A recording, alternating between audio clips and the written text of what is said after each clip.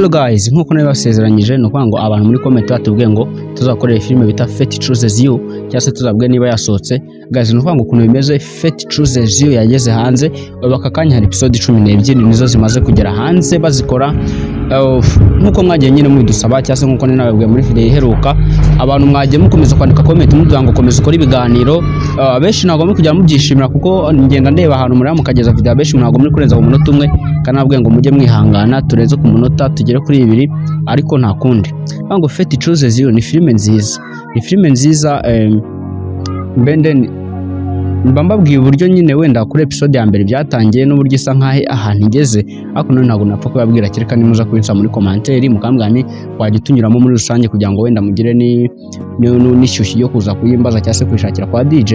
Ibyo nabibakorera, ariko nyine bizaturuka kuri mwe. Namwe comment yanyu, like, subscribe nibyo by'ingenzi kugira ngo nkomeze amakuru tuganira nk'utungutu na amahirwe kuba wamenya ko umuntu yagenda akakora ikiganiro kibango filime yingi yageze hanze, nubwo ntabereka wenda uko zigeze zimeze cyase update n'uduce wenda tuba turi muri filime. Nihangane ntago mbibakorera mu buryo bwiza, ariko ya nta kundi. Ibyo rero nzabyuzuza ari uko mbona muri kunyereka urukundo rwo ndarubona kuko mugenda mureba video muri benshi, ariko ikintu kiburamo ni duration ngira ngo murabizi, naho mureba mukageza video mbona muri kugabanya. Hari n'abashi bagera barangiza video bakatubganira bakandika comment, wowe utayandika rero ubwo bone bufite mbuguciyeho.